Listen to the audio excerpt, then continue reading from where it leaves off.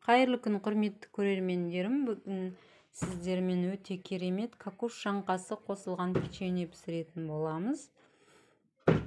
Ең алдымен 2 жұмыртқаны шағып, оған қант қосып араластырып, тағы да сұйық майды қосып біркелкі болғанша араластырамыз.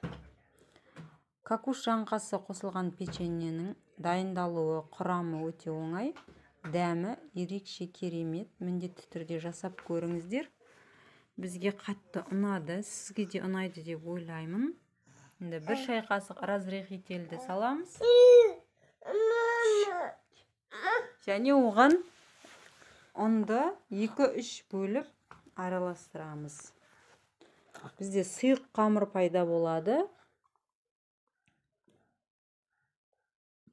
Ең соңында кокос жаңқасын салып, қолмен жұмсақ, жапысқақ қамыр илейміз.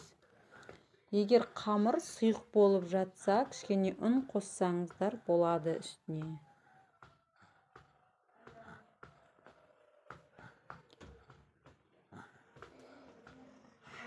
Неге осындай жапысқақ қамыр пайда болды?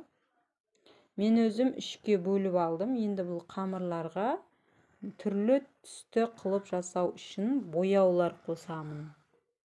Менде какао мен қызыл бояу бар. Қамырдың бірінші бөлігін ешқандай бояусыз 3-ке бөліп формаға келтірдім, домалақ формаға. Екінші бөлігіне үйдегі бар қызыл бояудан 1 шай қасық салдым да, міне осындай қызыл қамыр пайда болды. Бұны да 3-ке бөліп домалақ формаға келтірдім.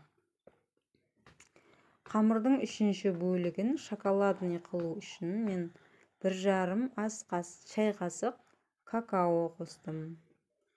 Мінекей бізде осындай шоколадный қамыр пайда болды. Оны да 3-ке бөліп домалақ форма қылып табаға салып, енді оны 5-10 минуттай демалдырып қоямын.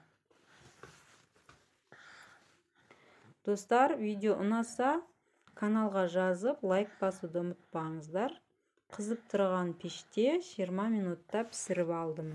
Мінекей печеньеміз дайын болды. Түрлері де, дәмі де өте керемет, ерекше.